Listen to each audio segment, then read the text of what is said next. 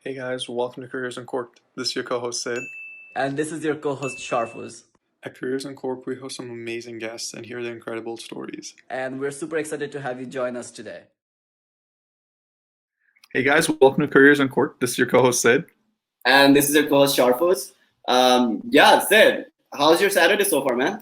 Dude, Saturday has been amazing. I've been looking forward to this session because it's one of our favorite guests. It's Harshul, so we're so excited for this one. Oh yeah, no, for sure, dude. Because we both went to college with him, and I'm really he had a very interesting life, experiences wise and college experience wise. So I'm definitely excited to hear from him, man. Yeah. Do you want to? For audience tuning in, I'm not sure if you realized, but if you get a second look at the creative out here, Yeah. you can see how happy Harshul is to graduate. I mean, I was pretty much in tears. I was like, "This is the last time I'm going to see my friend." Harshul's having a blast in this photo. Yeah, dude. How did he look that happy, and how did he have someone take a picture while he was that happy, dude? That's literally all I want. Photogenic. I'm telling you, he should be in Bollywood. I don't know what he's doing at Goldman Sachs. Dude, no, this is his launch job. For after this, he's gonna get into like some Netflix show or something. For Bollywood. Yeah, but like, my graduation were horrible. I don't know how he has that. Yeah, he's just really good on the camera, man. Kerfoos, how's your Saturday going? How's your weekend? I know you had something cool going on yesterday.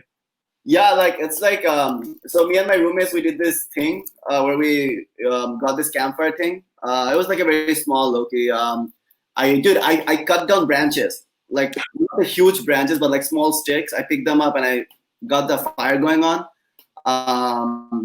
Also, do you know that if there's ember, right, and if you blow wind on the ember, it turns fire again? Fun fact. That's so cool, man. It's like you've rediscovered Pokemon all over again. Yeah. I feel like Charmander. But yeah. All right, let's bring on Harshul because I know people are really excited to see him today. And can we not just talk like this? Leave him in the backstage. I have a really strong feeling that you guys are going to roast me today because of my haircut. Because I cut it myself like a week or so ago, and I look like a schnauzer at this point, or schnauzer. Sorry, still learning my dog names. But let's bring on Harshul. Harshul, hey guys, how are you? I'm doing well. I think you guys give me too much credit. Like, as friends, your opinion's a little biased. I'm not as good looking as you say. That photo speaks a million words, Harshul. I think that the credit for that should go to my sister-in-law because she clicked it at the right moment. So it's all her, not me. Yeah, no, dude, for sure. That picture is golden. But before we start with your intro, what do you think about Sid's hair, though? Oh, God. That's more important. Suits work from home, like goes with the theme. Okay, it goes with the theme. Okay, yeah. Sid, I've seen more pleasant things in life. Like just more pleasant things. Okay, jokes aside, Harshul, do you want to start up with a brief introduction about yourself? Okay, sure. My name is Harshul Batra. I currently work as an analyst at Goldman Sachs. I graduated with both Sharfuz and Sid at University of Rochester, over which I was studying financial economics and a minor in math and legal studies. The funny thing is I actually came in as a physics and economics double major. And I just wanted to study quantum physics courses and nothing else. I hated mechanics. I hated electromagnetics. And I definitely hated thermodynamics. But the point is, like, all of these are important to quantum physics altogether. And they were like, you can't get a physics major if you don't want to study them. You can't just study quantum courses. So I was like, okay, then I wouldn't do it. And they're like, you have taken enough math courses, just do a math minor. So that's what ended up happening. Wow, that is crazy. I actually remember Harshul back in, it was my freshman year, I think, in college, my freshman/sophomore. And he was taking physics, and he was always in this one building where like they teach the physics course. I'd always catch him there. Another funny story: Harshul and I were in the rowing team together. That's actually where we met for the first time. It was like an amazing time. Don't remind me about the rowing team, for God's sake. An experience. Dude, every time I give a shout out to the rowing team, someone like hits me up after the call. So that's why I'm giving all these shout outs. That's the only thing that people care about. But you also don't want to have the most infamous person in the same call, right? This is very counterproductive for us. was making a remark that said you have your rowing jersey behind you, right? I do, yeah. So like I only did On the rowing wall or for 1 year in college, but that's my uni right there. Funny, mine is Oh, wow. right there, over there in my mirror. Like it's also hanging. Don't Wait, worry. no way, Once you that's get so a cool. jersey, you keep it forever. No, the Yeah. funny thing is, so my mother played national hockey, and Yeah. she gave her jersey away, and we're like, wait, how can you do something like that? Yeah. And I'm like, I wanted it.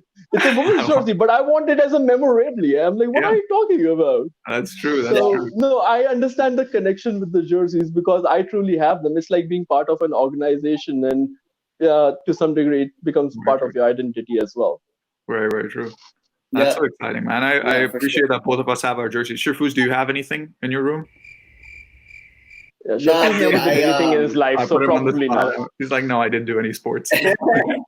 You see, yeah, guys, I wasn't the best at sports. I'm joking, Our- but I'm sure yeah. he did a lot of things, like between RHA and his frat, number of leadership positions as I've seen in a person. So I know, right? I'm sure he's doing other better things with his life besides playing ball.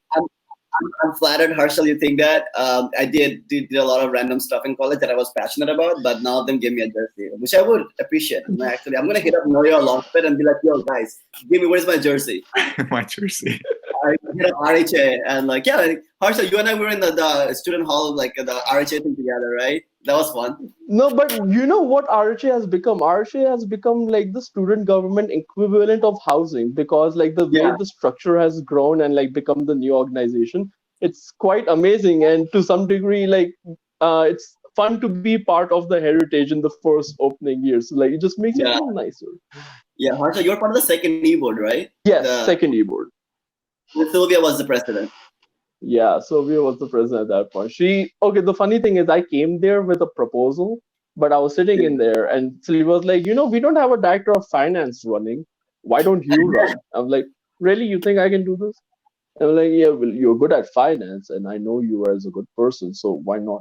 So, okay, I ran, I won.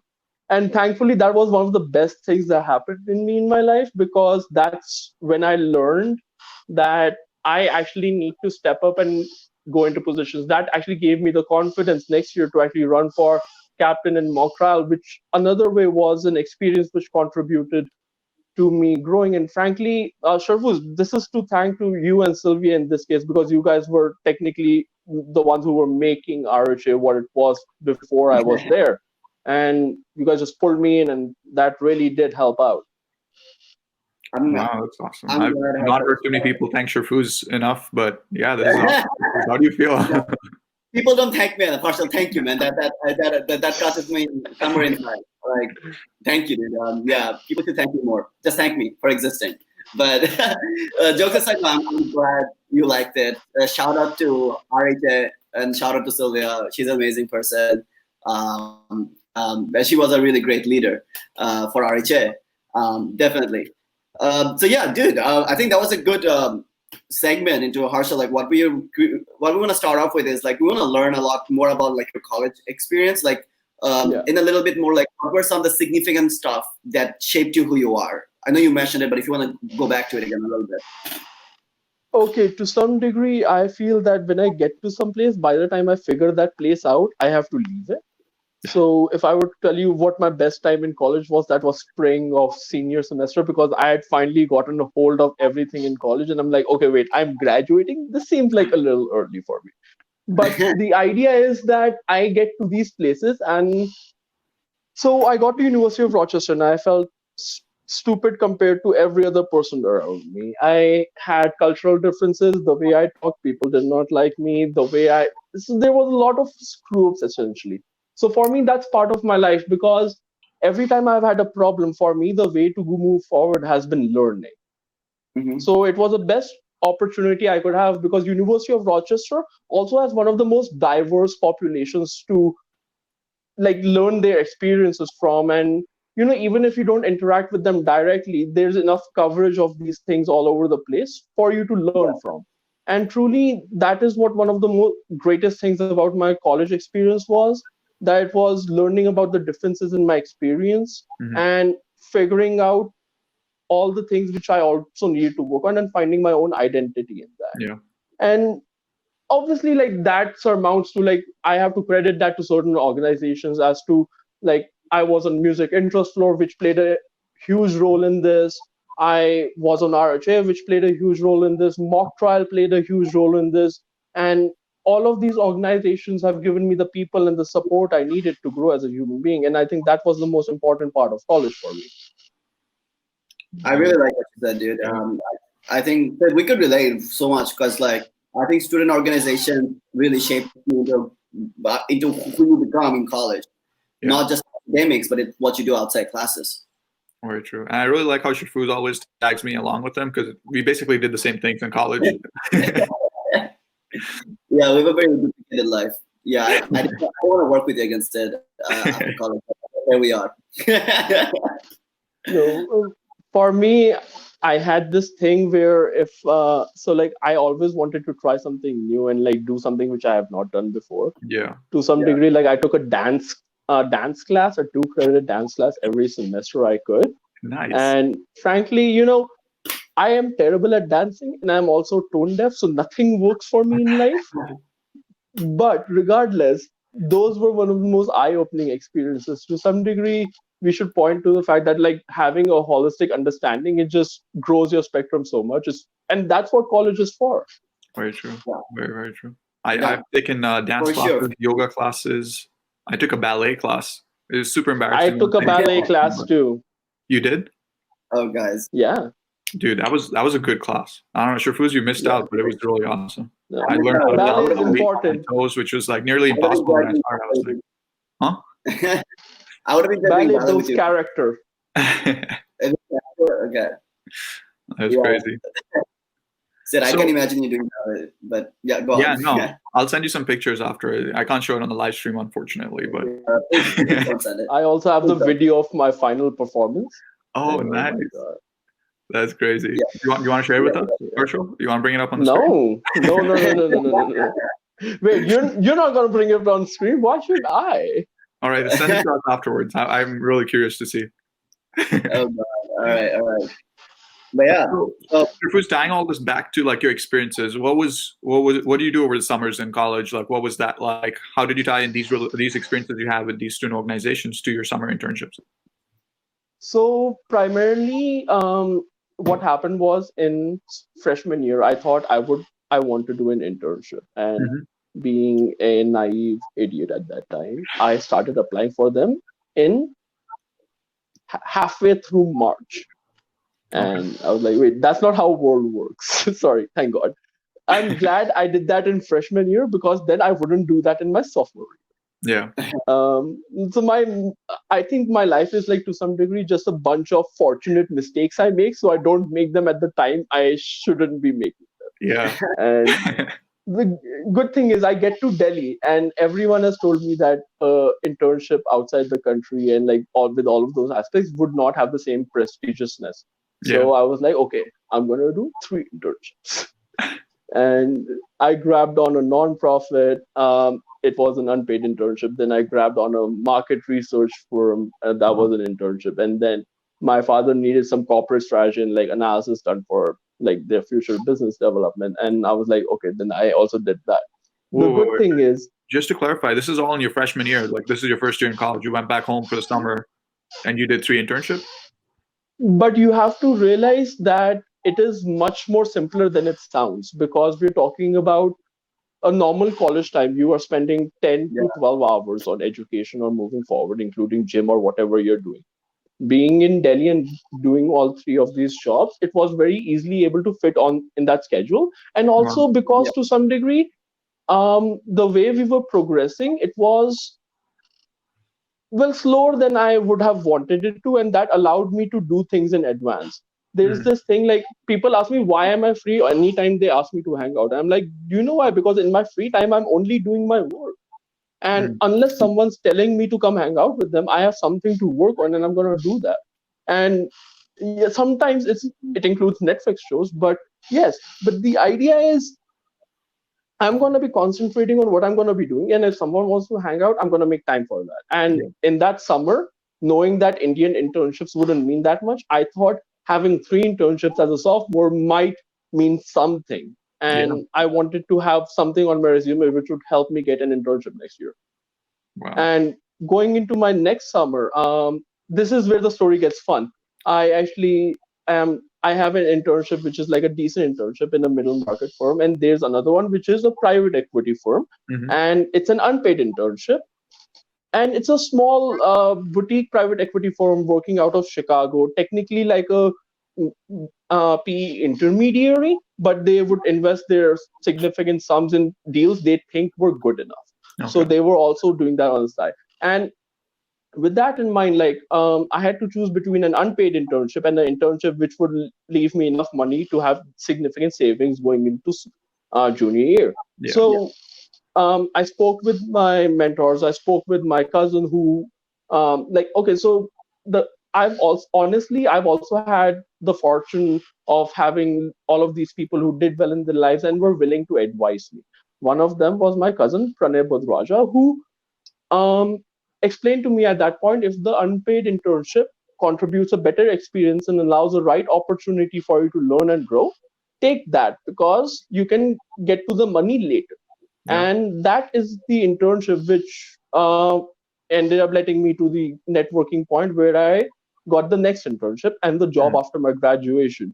I'm not sure if I mentioned this before, but the funny thing is, all of this went and like I got all of these internships and jobs. But when I was graduating, that contributes to why I was so happy.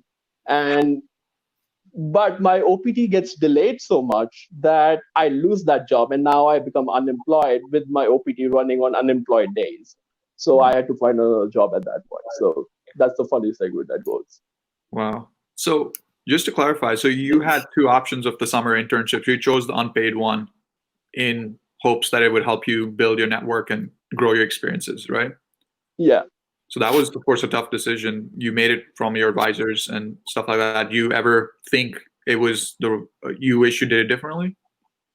No, I do not, because it helped me find what I wanted to work on. To some degree, experiencing something helps you decide if you want to work in that or not. That helped me consider the idea that I wanted to move more towards corporate development and strategy, which is what led me in the direction and to the job I am in today. So all of these experiences, and like in networking, when we are speaking with people and we're calling them, understanding how their lives are, what their work-life balance is, what their day is like, it helps you understand if you want the same thing. And to some degree, we have to use our internships at the same point. Yeah, absolutely. I think that's really cool, and I think this is a good takeaway for a lot of students out there, that early in your college, if you find an opportunity that's, even if it's unpaid and if it's financially feasible for you to do so, take that one. Because like the learning opportunity, the networking opportunity would really pay off much more. So there's also the thing, University of Rochester has that Reach Fund, which gives you $2,500 for the summer. So I also applied for that, and I got it. I got it 2 summers in a row, because even for the next summer, I needed help because it was a California internship, which did not pay enough. Wow. So that is awesome. I mean, definitely, like you were able to find all these resources from the university and use it to your advantage, which is amazing, because I know a lot of like these grants and including the Reach Fund is now very well known in terms of like people who are looking for jobs. They don't really consider it as an option, until like they're really in that situation where they need support. Yeah. That's really awesome. Funny thing is, you guys had the guy who told me about this. Asfar Merchant. He's the one who he was my freshman resident advisor, and like he's the one who told me about this. And he has truly been one of my mentors throughout college, and even still. So yeah, in that case, definitely you guys had good guests before me as well. You're up there too, man. I'm sure we're gonna have someone next time who's gonna be like, Harshul's like my go-to person, man. Yeah, I love how this chain works. Like they all know you already had him, and he's the guy who made that influence. But yeah, shout out to Asfar, man. He's definitely a really cool dude. For sure. So before we jump on to like your life after graduation, I think I'm curious to hear about one thing you mentioned during college. You were very you were sort of in a weird situation where you didn't feel very comfortable in terms of networking and talking with people because you felt a little out of place. How did that change as you evolved over the summer internships and like tried to make the most out of every opportunity to network with people? So to some degree, like at so okay, I would say reading philosophy, and frankly, Mhm. that's what helped me get some perspective in life. And um, I think the main area which was lacking was I had not given a proper structure to who I was at that point. Yeah. And what that allowed to be was, and there was this aspect to me where I try to say things. So if I'm wrong, someone can point it out and I can learn from it. Yeah. But that's not how the world works, because I also had a beard and I come off assertive. People think that I'm saying that and I sound like Trump. So no, that is what my main issue was. And I think going over the experiences of learning and like meeting with different people, it allowed me to start empathizing and sympathizing, and that helps in the job as well. One of Yeah. the in all of my internships, because of this experience, I tend to rise in a leadership position, because they're like, this guy is asking questions which allow him to understand the person, is trying to empathize with the client and truly understand what they want from their perspective. Yeah. And that is what allows us to give a deliverable which meets those expectations, or if Yeah. not exceed them. So to some degree, like in college, having all of these things screwed up about me, not having proper social skills or being able to talk, or just who I was, Yeah. I think that allowed me to learn from all of those experiences. And thank God it happened in college and not in real life. Yeah. Yeah. That's very true. That's so amazing to hear. I met one of our guest that's upcoming, and or actually we had him a few weeks ago. He really bonded with me on Gary Vee, and Gary Vee once said in his podcast that don't be afraid to sort of be yourself. Like that's the biggest thing that people are scared of like being themselves, because it's very vulnerable, and you shouldn't care about that, because like what's the worst case scenario? Like Sally, your fifth grade friend, is going to think that you're stupid. It doesn't really make a difference. So you should just be yourself and be natural. Like it doesn't make a difference if you sound different than other people, or like you can't use the correct We word. sound privileged when we say that, because for a lot of people they are not able to be themselves because they face complete rejection from society. And being in University of Rochester, that was one of the basic things you learn.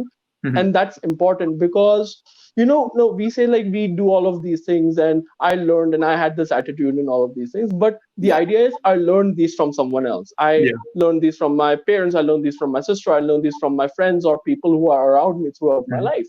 And having that experience itself comes as a privilege. Depends on where you grow up and what kind of economic situation you grow up. Yeah. So to some degree, say like just be yourself. It's a little harder to go with in life than just say it. Yeah, of course, it's definitely a challenge. I think a lot of people sort of go through that phase, especially in the college time, because it's like that first moment where you're sort of by yourself.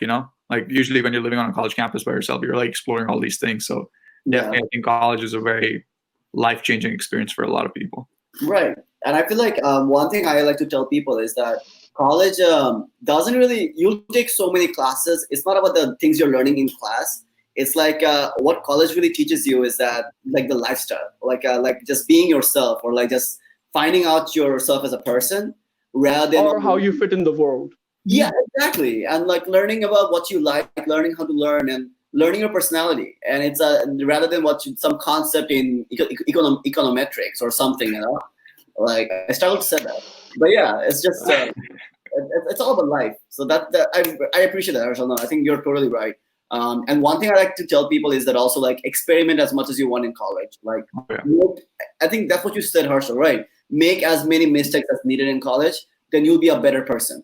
Like, But you still didn't take ballet though. I didn't take ballet. I think I would have been a much better. I'm here now. I would have been here in life. I missed somewhat of growth. I start on that. Yeah. Delta growth. Ballet is life-changing experience for food. I should have taken ballet. All right. Speaking about life, let's sort of jump into after graduation. So I know, Harshul, you mentioned you briefly moved to Los Angeles for a little bit. What was that like? Like, what was that? How did you manage to do that? So the best thing about doing your tax returns is the return you get. And so I knew I had a summer coming and my OPT would have been delayed till July. No one thought that it will be delayed till August. So that was the real kicker. But the thing was, I had savings and created a system so that I was able to spend the summer unwinding while I was waiting to start a job, which I already had. Yeah. And halfway through now, I have to look for a new job. So Yeah. that also adds another aspect to it. But it was a great time because, and also I have to say, like, I was really supported by my cousins at that point because all my stuff was with them, and having a place where I could go if everything runs out allowed me to have the stability to be in a place where I could relax as well. Yeah. And being in Los Angeles, the fun thing is I run very strictly on budgets, and when I do that, so I had a very small budget for living compared to Los Angeles and like Rochester grade.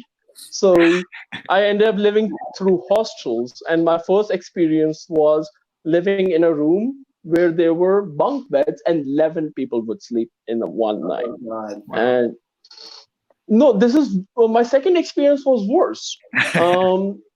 It was a old radio station where they had made rooms out of the radio jockey rooms, and which did not usually have space for a whole room. So it's mostly 2 feet and an air mattress, not even a mattress, an air mattress. Um, but one of these experiences was really good because I lived in a house. They had created like small living spaces across the place. Like it was a big house. They had rooms, and then they had created living spaces in the backyard and like other areas.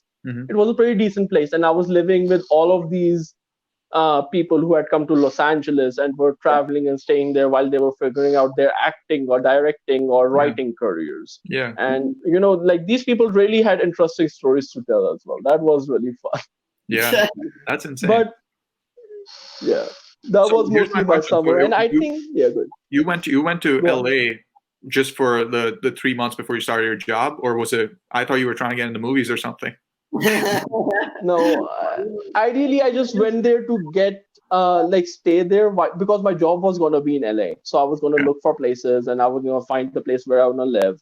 And 1 month before my job would start, I would figuring out which apartment I wanna I fit. see. But 1 month before my job would start, we had realized that my OPT is not coming till August. So they were like, now we need to give this to someone else because we needed to start this position in May and it's July and you're telling me August. This is not going to happen anymore.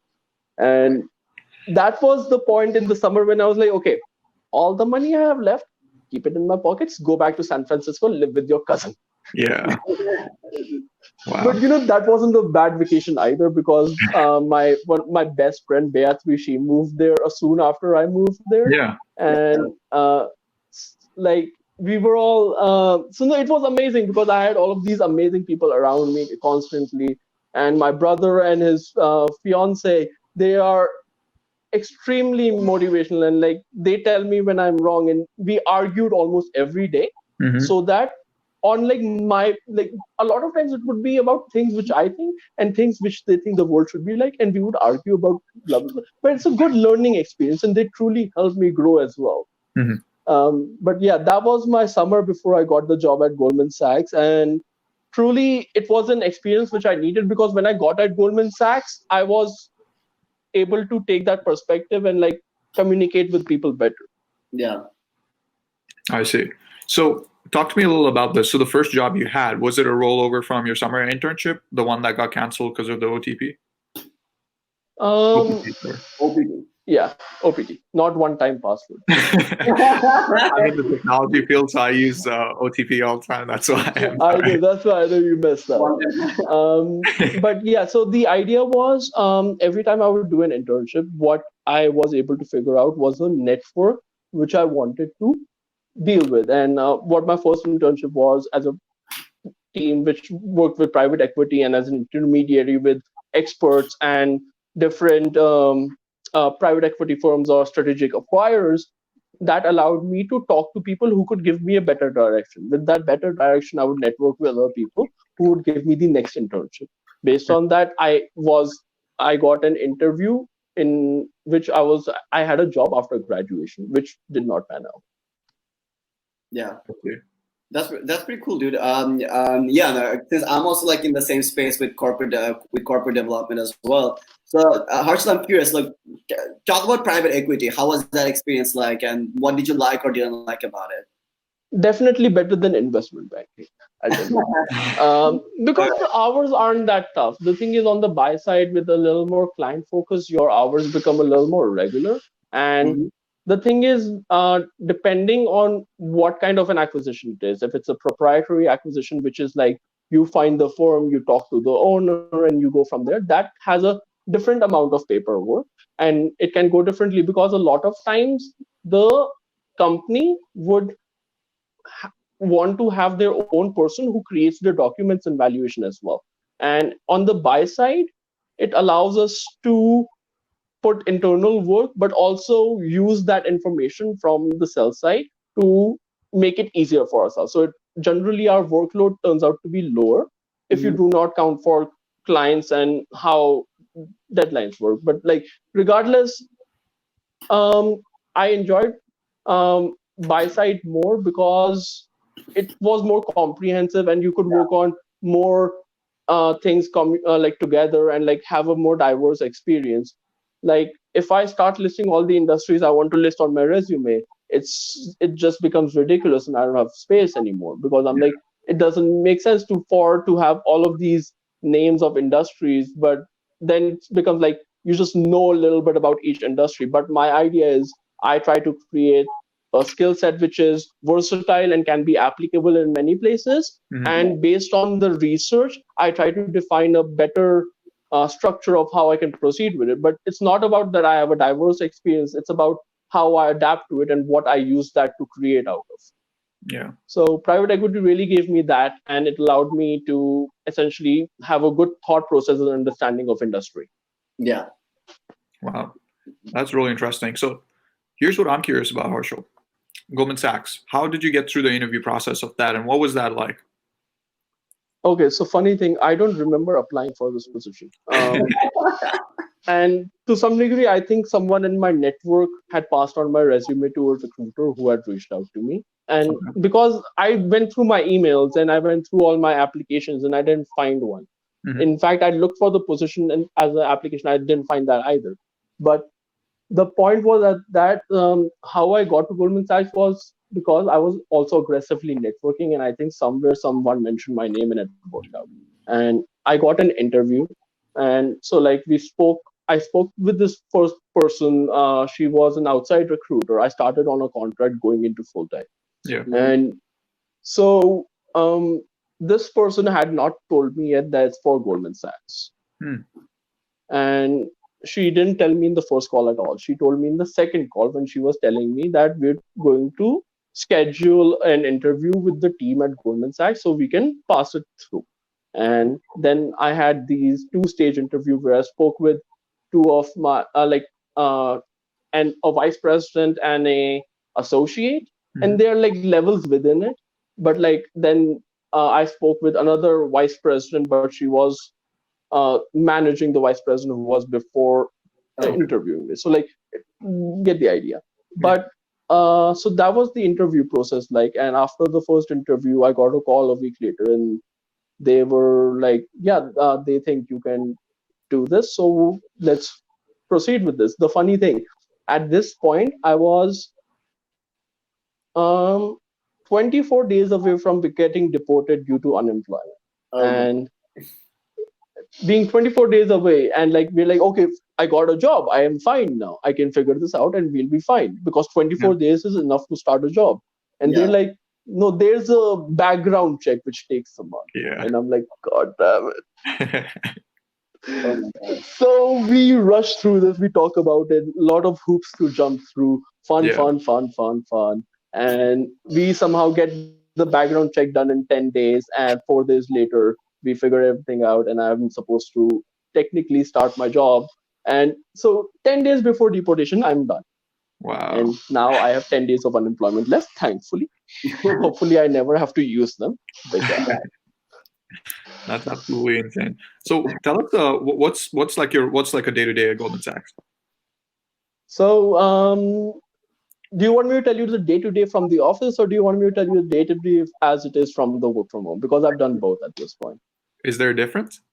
Yeah. There can be a small difference to some degree. No, like we're also figuring out that the thing is, moving into work from home to figure out the same dynamics, it just takes a while to get the mechanisms down. Yeah.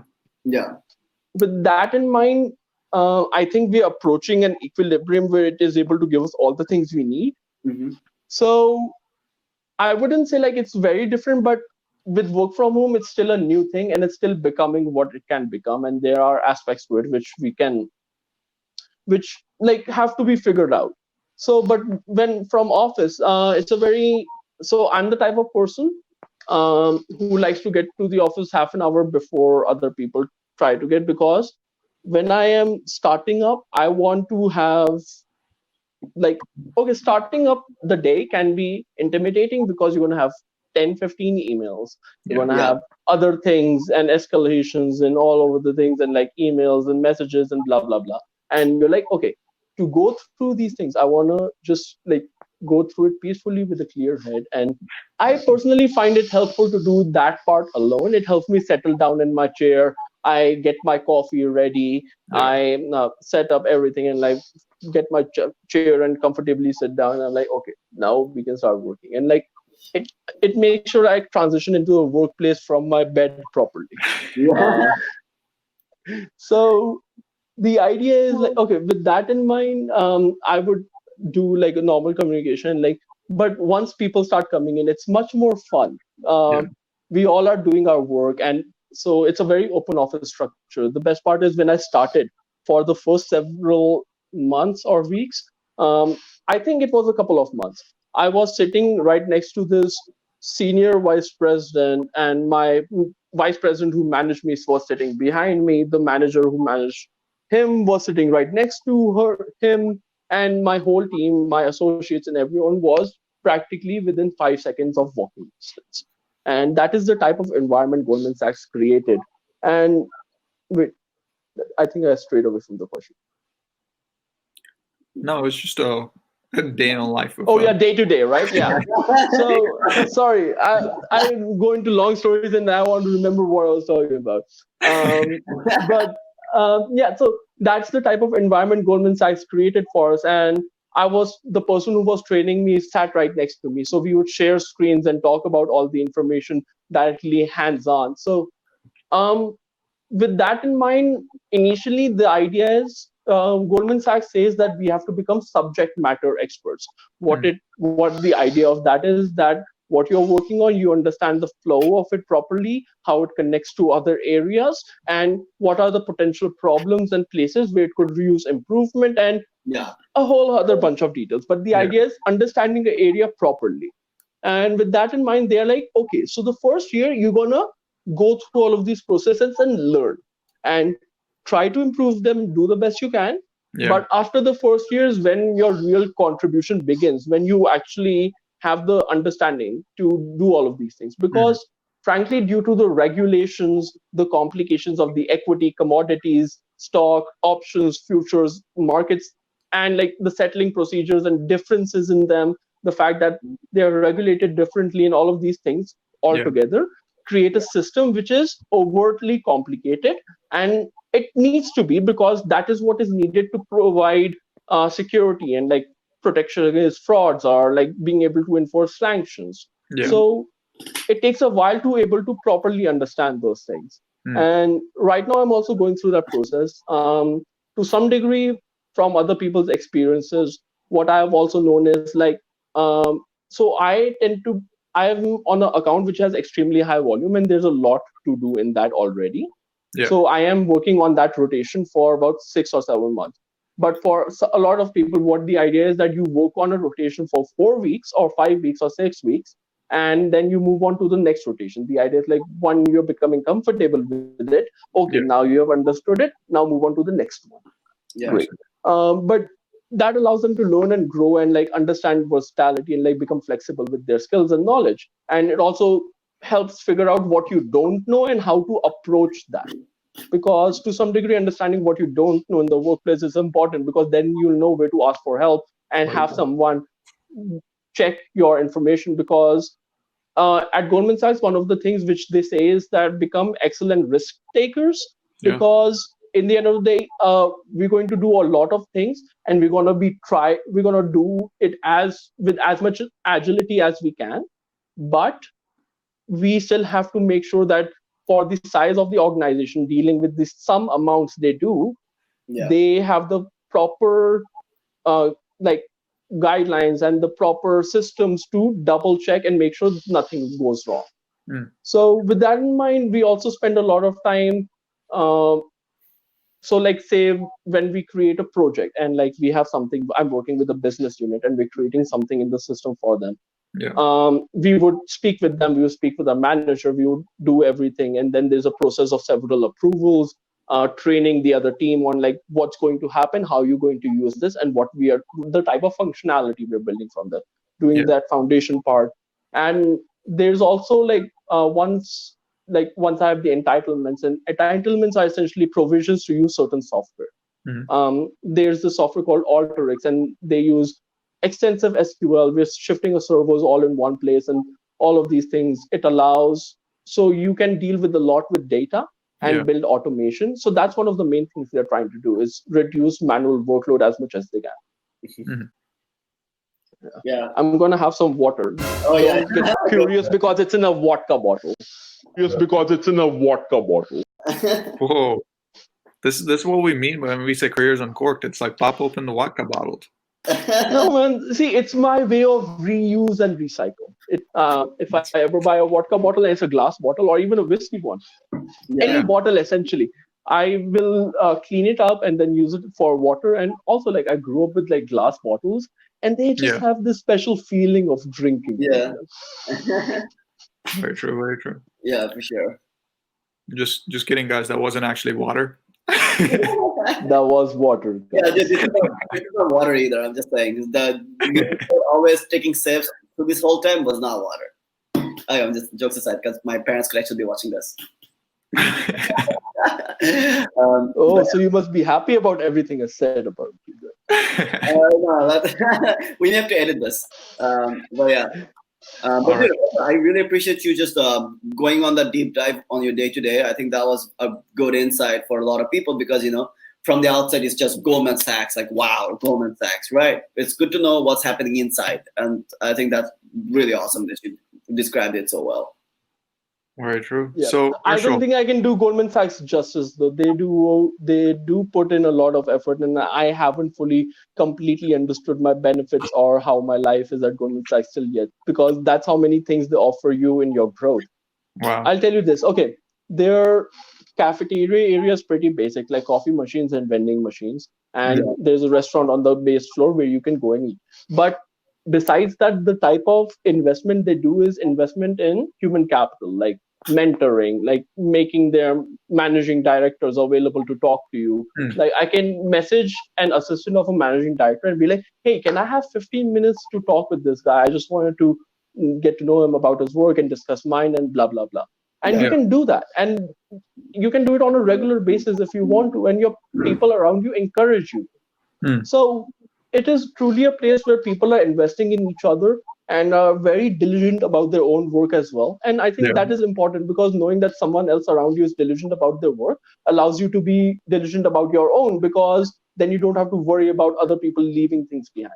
Yeah, exactly. So they do concentrate a lot on culture. And honestly, I don't think I can do it fully justice, because it's much more complicated than I have completely understood yet. And there's a lot for me to learn and say. Absolutely, man.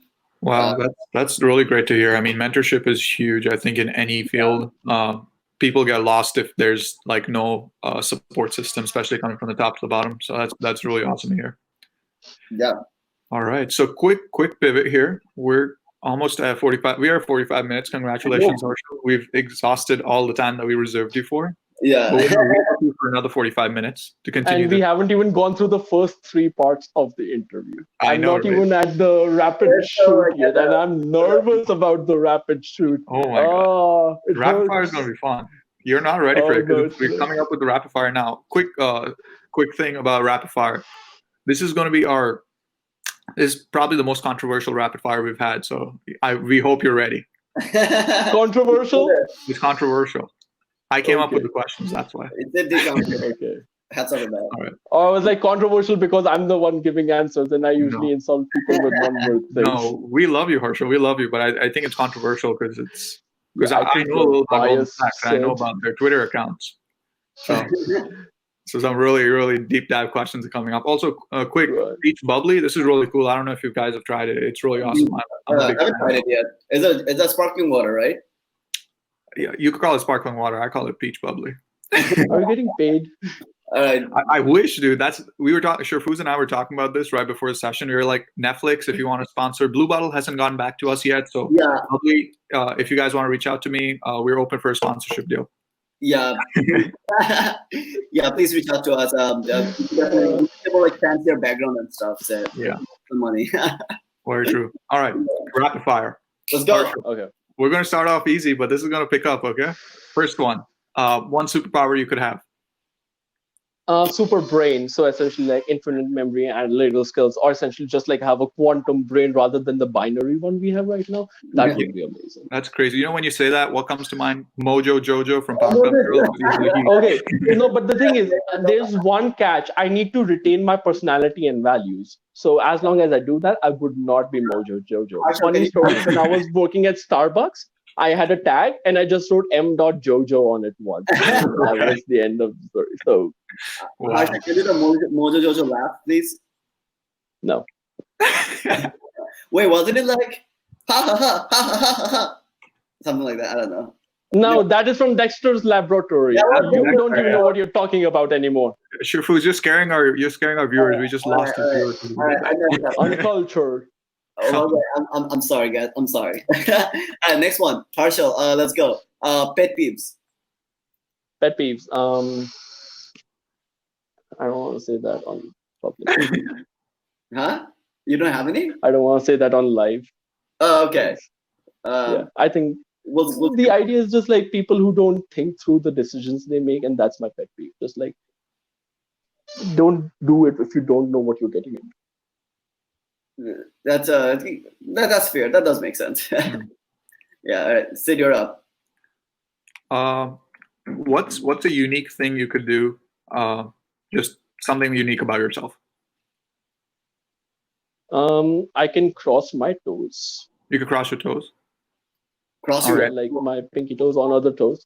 That's All right. a completely random thing I can do. So I was like, why not? That's really interesting. So, guys, I don't know if you guys are still watching. Wait till the end of the session. We'll have Harshul cross his toes for you on the live stream. Not happening. All right. That's coming up. I dressed the upper body. I didn't dress the lower body, so you're not seeing any. That's working. But yeah, so next one. How's a work-life balance at Goldman Sachs? In short. Amazing. I work 50 hours. It's amazing. Okay, 50 hours. Okay, that's not too bad. Yeah, that's actually really good. Yeah, Asfar was like, I work 120 hours a week. Yeah. Yeah, well, that's why I'm not in investment banking. Yeah, we ran out of fingers to count the 120 hours. You're like, wow. All right. Harshul, tough question. Word on the street. We've heard people who work at Goldman Sachs are douchebags. Is that true? No. People who work at Goldman Sachs are not douchebags. The thing is, we are very direct. And so our investment in our commitment to each other in our relationships is short-term, long-term, and medium-term all at the same time. And you're developing a relationship. But we are also very diligent about our work, and things need to be done on time because clients come first. So we're not douchebags per se, but I mean, people tend to call things the way they are when they do not understand or enjoy or feel like it's too intense. And with the work environment we have being too intense, it's not too intense. It's what our normal work environment is. And we are happy in it. And because of the investment in us, we do it without questioning or without even feeling exhausted. Okay. That's good. Yeah, no. That's a fair point. There's more I thought you were going to ask me if I'm a douchebag or not. I was like, no, I mean, if you were a douchebag, we wouldn't have you. Are you a douchebag? Yeah, so are you a douchebag? No, definitely, man. My way of saying it is a nice asshole. Harshal's a nice guy. Wow. We might have to blur that part out. We're not a family friendly show. But you're live, so you're beyond it anymore. Yeah, I know, right? It's great. all right. All right, Harshal, next Not getting any more sponsorships. I know. Yeah, Worst no, section ever. not from Disney at least. Okay, so next one is Harshal. So, what stock should we invest in? Oh, Your coworkers Moderna. might be watching, so this might be considered insider. No, that I'm doing. I would say Moderna because it seems to be doing well, and I think if the vaccine Moderna? comes through, they would have a good output because they Mhm. have been investing in partnerships with people who can manufacture the vaccine. So ideally, they would able to be enter the market as first compared to their competitors, which because they're entering phase 3 and others are entering phase 1 or Yeah. phase Yeah. 2, and if they have the amount of distribution they have created with the contracts they have, they will Yeah. have swamped the market before anyone else even enters in the first 3 or 4 months. So I would say if you want to bet your money on something, go on Moderna, right? Moderna, okay. Yeah. Very quickly about phases. I'm in Texas, so we went from phase 1, 2, 3, and now we're going backwards. We're going back to phase 1. We're about to shut down again. No, and coronavirus in United States is a little not in hand. So Yeah. let's not talk about politics for God's sakes. Let's not go there. Yeah, no, for sure. All right. Sid, you're up. All right. So is the Goldman Sachs elevator Twitter account real? Like the stories we hear I on don't it. know. You don't know? I do not know. Harshal runs that. See, I told you I do not know everything about Goldman Sachs. Yes, there's a lot to explore, and I haven't explored all of it. Dude, And I don't have Twitter, so I would not know even if it was there. All right. That's fair. I call bullshit. Harshal is Yeah. He's playing it too safe, man. He's like, oh yeah, I got my coworker. Okay, you know who I am. If I had Twitter, don't you think there would be an account spewing bullshit everywhere at least one time of the day who's not the president? Oh god. All right. Okay, let's not go there. But yeah, okay, next one. Harshal, book or podcast recommendation that you like, or if you have any. I can give multiple book recommendations if you want. So Yeah. depends on different perspectives. If you wanna, so I tend to read books which are more non-fiction, and they tend to concentrate on lives of people. Like one was the worldly philosophers. Funny thing, Rizzo recommended it to me before I even went to college. I had emailed him like, I'm gonna take your class. You want to give me any tips? He's like, you read this book. So it's an amazing book. It talks about the people who made significant economic contributions throughout history, and like talks about their life, their perspectives, why it went certain way, and blah blah blah. It's a great thing because understanding from their experiences and their biases, you can help yourself build your own intuition and make a better decision. Yeah. And then there's this book which is called In Search of the Schrodinger's Cat. It's a similar book, but for quantum physics. So people are like, it's just a book which talks about the life experiences of people who made significant contributions to quantum physics and like the story of it. And it takes a perspective which is not physics intensive, but a layman's perspective on quantum physics with a basic understanding and being able to explain it properly. And it's not about the idea that it's about physics. The idea is science is beyond just the knowledge they have or what they are. They tell you a way of thinking. Darwin was the real contribution before the atheism movement because that brought a way of logic and reasoning to the world. So in the end of the day, sciences with this book, it contributes to that. And the last book would be 7 Habits of Highly Effective People. I think that is a really good book to learn about communication, empathy, and sympathy, and like understanding your work environment. And I would definitely recommend it. Okay. Thanks, man. Yeah, they said we're taking notes. So I'll put it up. I'll put it up there after the show. Yeah, we'll drop it in the comments. Yeah, Sid, you're up. Dream travel destination, Harshal. Italy. Italy. It's a good time I to want go. those Italian-made handmade suits, man. All right. I wouldn't recommend going there now, but you know that. Yeah, All I'm not going anywhere now, so right. That sounds I can't good. even afford it right now. Maybe in 5 years. 5 years. Sounds good, man. Again, next one, Harshal. Uber Eats or Grubhub? Uber Eats. Uber Eats. Okay. No, I have a monthly pass, so I don't pay delivery fees and I get a discount. So like it makes it cheaper than Grubhub. Grubhub always charges delivery fees unless I don't know what the thing is. That's true. And now Uber Eats bought Postmates, so now you get that little LA bit of things too. No, LA the is like funny thing is, has I both ordered Chicago pizza and it's coming frozen. It's gonna arrive in a couple of days. coming frozen. Wow. Yeah, like the Illuminatis, and oh Oh, my god, oh, I can't wait to have it.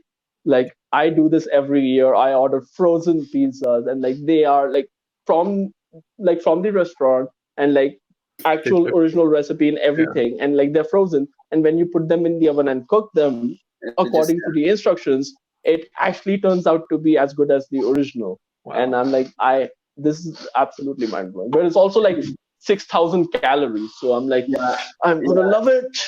That's awesome. All right, Harshul, favorite co-host, Sid or Sharfuz? Sharfuz. See, the thing is, Hey, since you're asking, I said him. If he was asking, I would have said you. Sharfuz, you want to repeat that question? huh? You want to ask him the question all over again? I'm good. Sid, I'm good. We're going out of time though. We're like, we should. Oh, really? Yeah. We can restart the rapid fire if you guys want. No. No, I'm not going through that again. All right. Harshal, I appreciate that, man. I'll send you a thank you note. This is like very, very competitive, like Vidumi and Sid. So I'm a few points ahead of Sid, and we make the other person do embarrassing things. So stay tuned for that. Yeah, last time, so I'm like supposed to do a dare or something. Yeah, so I'm point ahead again. But yeah, no, Harshal, thanks for that. You've been an amazing sport, man. That's really awesome. Thank you for like going through all those questions. But yeah, dude. So the other thing, right? One of the main things you want to learn today, and one of the main crux of the conversation is that what really happened there, and that whole phase you went through when it came to OPT, and that whole how everything was not working out for you. Let's dive into that. So tell us what happened a little bit more about like in that OPT situation. What happened there? So, okay, in one of the books I had read, which I even mentioned, 7 Habits of Highly Effective People, it talks about spheres of influence. Mm-hmm. Yeah. It's the idea that the things these are all the things, like a Venn diagram of the things which affect you in your life. And then there's a portion of it which you have an effect on and have some sense of contribution or control. Mm-hmm. And then there are the things which do not. Personally, I'm a very anxious person and I tend to overthink and I go through a process. And like that ideology helps me go through it in the sense that after I have done everything I can, then I can relax. And normally it's not as overwhelming as one would think. The idea is when you start adding this idea to your life, in the start it seems like a bit much because you're thinking and you're going through it and you're doing it for the first time and figuring out what's the right way. By the time you find your balance and rhythm, it becomes a part of life. And when you're doing something and even a project or like approaching a problem, you have a more openness to the type of things you can do. And besides just like saying that this software, we cannot do this and we cannot have the solution, you end up finding other solutions which go around that thing. And it's because of the idea that you have a sphere of influence. It's not just one thing in front of you. And if you cover your bases, statistically, good things will happen. And that is the main idea. Over long term, if you continuously put effort into improving yourself and trying to create a good network, trying to be honest and loyal, even if initially it strays people away, but understanding from that, learning from it to help people understand like where you're coming from and what it's not just a simple interaction. So like building all of those things together is important. And that is what was happening at that point. I was talking with as many as people I could. I was emailing as many as people I could. And all of a sudden I had a job. And if I wouldn't have, I would have gone to India and I would have done I would have taken a month to think about what went wrong, to understand what I can do differently, and then figure out my next steps. But as I mentioned before, like thinking through what I am doing, it helps me proceed and understand what I need to cover before I walk into a door. Yeah. No, dude, thank you for like sharing that framework. I think that that's very relevant, and that's something I think we all should incorporate. And I really like. I wasn't first sure where you're going with this, but I love how you just brought it all together and how you applied it during that time. But dude, the OPT period was rough, right? Because my OPT took like 4 months, and Okay, go on. Sorry, finish your no, no, no. sentence. I was just about to say, like, so you were like 20 days away from being deported, and that was the time when you were looking for the Goldman Sachs job, right? That was when you were applying for the Goldman Sachs. That was the time at which I was waiting for an answer. The interview process has started a little bit earlier, Mm-hmm. but in the call I had heard, she had told me that it's going to be Goldman Sachs. There's this part of my identity where I think I'm worthless because it drives me to become better. Yeah. So I didn't think I was going to receive a call back and be like, yeah, they like you and you're going to go in there. So it was a little before, but it was 24 days before I would have been deported, when they were like, you have the job and now you have to go through a background check before we can clear this part. Yeah. So that is what was going on. And yeah, like in the end of the day, it all worked out. But it wasn't as tough because I did have family and support who were able to like help me out and like give me a place to stay, help me feed myself, like so there were a lot of aspects. I had a lot of support, and for a lot of people that isn't a choice. Like when they don't get their OPT for 4 months, they're like, yeah, what do we do, stay on the streets? Yeah, no, for sure. And it was just bad. Like I feel like a lot of us were struggling at that, and I feel like because right now I'm on my STEM OPT, I'm waiting to hear back from that, so I don't know how that's going to be like. But dude, I'm going through the application process. My OPT expires on next Sunday, and mine is supposed to get submitted this week, and they're just pulling the ropes. Yeah, dude, yeah, you should get on that this week. Just apply it. I've just submitted. But dude, so I am curious about so there was that essence of persistence, that you are persistent about finding that opportunity for yourself at Goldman Sachs, right? Where did that come from? Like, what made you like? Was there like what taught you that? Like, just being resilient and like just keeping at it. So that's that technically goes back to how I've grown up. As I said, by the time I figure a part of my life out, I have to move on from it. Yeah. That applied through primary school, middle school, high school, and I mean, all my life has been like this for what years. So it's always been one problem after the other, and to some degree, that's my personality, because I try to think about a lot of things and I try to consider a lot of perspectives, and I've always been curious and have wanted to learn. Mm-hmm. So with that in mind, like I have always found that there is an answer if you can find enough research and understand it and do it, because I have always found that to be true. Yeah. It might happen 3 years after I need the answer, but I find the answer at some point in my knowledge. Like, it's possible that you have a problem, you cannot find a solution in the time the problem is about to occur, and you go head over heels with books and things. But that is not what life is about. Life is about a long-term perspective. We're investing on yourself and growing over the long term. Yeah. The idea is like, it doesn't matter if no one wants to give you an opportunity. If you have some kind of a brain and you can do something, then you can make something worthy of yourself in life, regardless of what it is. Right. So I'm just covering my bases until I can do something. That's pretty sweet, dude. I really like what you said. I think that's definitely like a good advice for everyone to follow. Like, just make that opportunity for yourself. But dude, yeah, no, I think that's really awesome. Do you think like are there any parts of your university that sort of like from your college experience, right, that sort of gave you that momentum, or like something like that you count back to? So yeah, like realizing what you do not know is important for you to be able to learn. And as I mentioned, we have one of the most diverse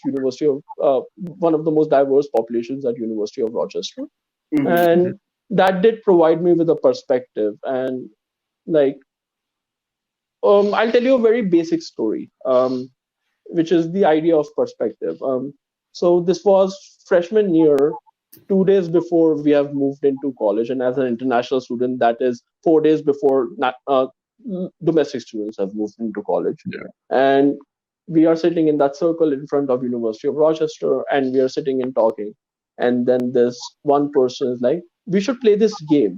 It's called Fuck Us." And I'm like, "What?" Like, she says, "Fuck us." And I'm like, "Wait, no." 4 people are like, "What are you talking about?" And she says, "Fuck us." And everyone's just like shocked and just looking at her, everyone at the same time. And then her friend, like, who was texting, is like, "So she means focus, guys." And so, it's a very small thing, but it shows you the type of perspective you can have when you have a university with people from hundreds of countries and hundreds and millions of experiences.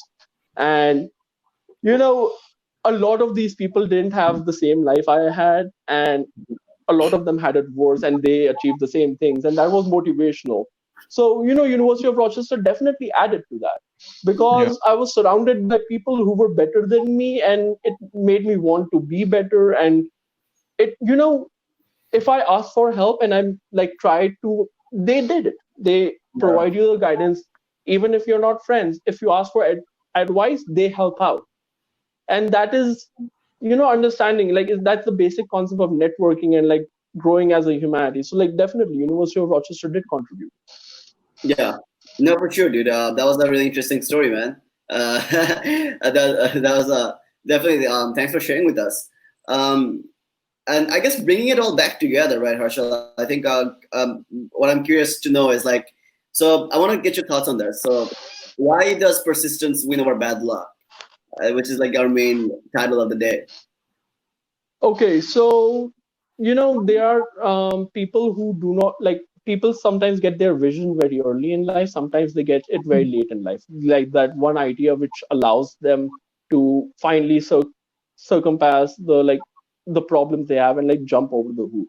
Yeah. And to some degree, it might come late, it might come early. So being best prepared for it helps you grow as a human being. So the idea of being perseverance, winning over bad luck is, in the end of the day, if you are working on at least a medium term to a long term picture, because to some degree your medium term learning will influence your long term, and it might change altogether.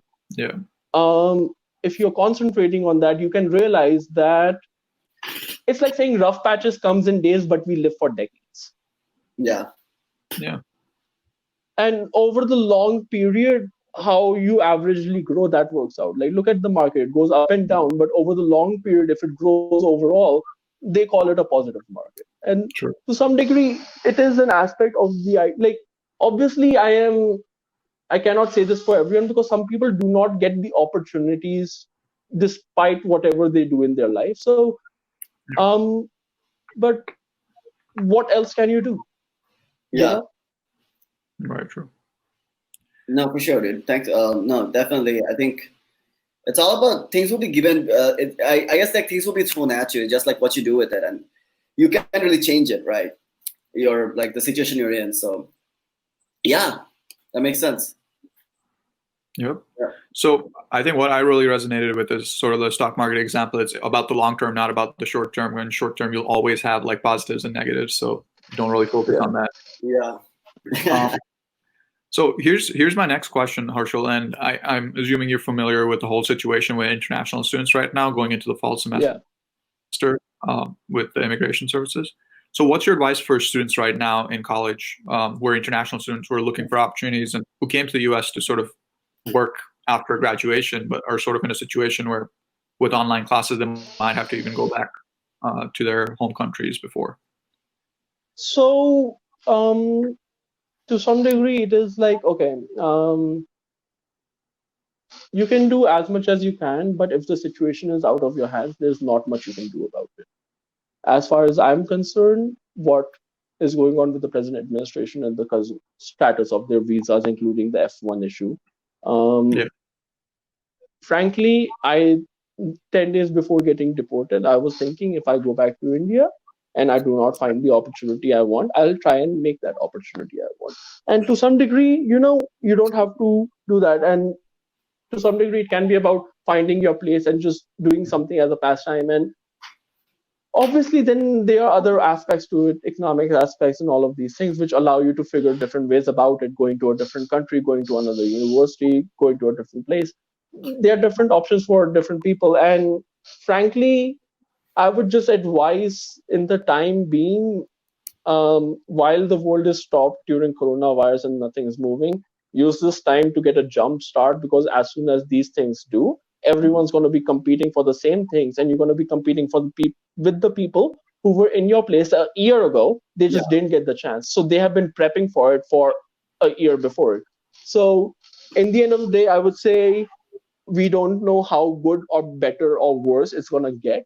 Yeah. The best we can do is concentrate on making ourselves the best we can be, and reading, exercising, spending time with your friends, like talking to people, communicating, connecting with them to keep your emotional health, connecting with your family, and all of these things. They're important right now because it will allow you to become a better and a bigger human being. And regardless of what the world becomes, you will be better off. Yeah. Very, very true. That's really that was good, Harshul. Yeah, no, just invest in yourself now. That's what matters. Yeah. All right. So I think with that, we're almost ready to conclude. So Harshul, any closing thoughts for people that tuned in today? Remarks. What I'm like, just thank you for attending. Like for me, like personally, I'm honored to be able to speak here because, this is probably the second time people are listening to in my life. But I'm joking.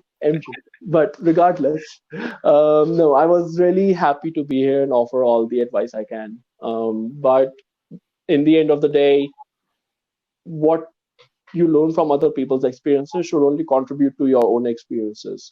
And learning from other people's mistakes and issues allows you to figure out a way around them if they ever come up with you. So I hope I helped.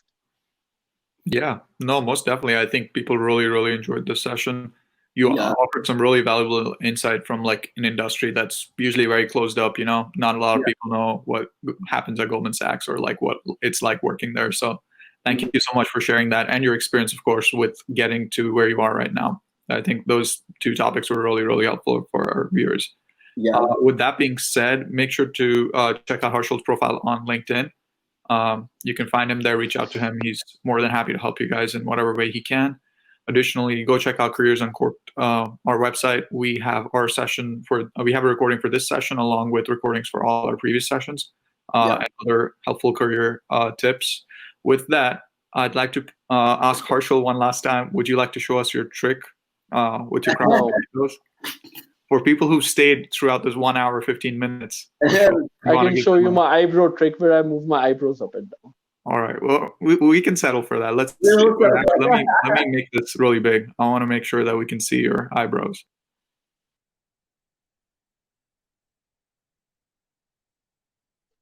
Okay, I'm done. All right. And that's a wrap, guys. That was I think I'm going to regret that one. We're going to regret that, Harshul. We're going to put that I'm going to regret that one. We'll put that on the intro video for all our sessions, so make sure to check it out. No. That was beautiful, Harshul. That was beautiful. I'll sue you for copyright in every way I can. Sid, the only reason I got a legal studies minor is so I could do that. And no trial. Guys. I know enough lawyers. Wow, that was my favorite wrap up ever. That was the best one so far. Yeah, that was the best one so far. I tried. But yeah, no, thank you everyone. Thank you, Harshul. This was amazing, and I love how much you brought in your personal life stories and just the struggles you faced. There is something to take away from this whole session. Thanks, dude. I really appreciate that. We learned a lot. I personally did, so we appreciate that. Yep. I'm glad. I'm happy to do as much as I can because I try to learn from other people's experiences. And frankly, if it wasn't for all the mistakes people around me make, I wouldn't know half the things I do. yeah. So to wrap up, be grateful that people around you suck, so you can learn. Thanks so much for watching, guys. Make sure to hit the like button if you enjoyed the video, and consider subscribing to receive a notification next time we post. Catch you next time. Wow. Okay, like this. My God. Oh. My God.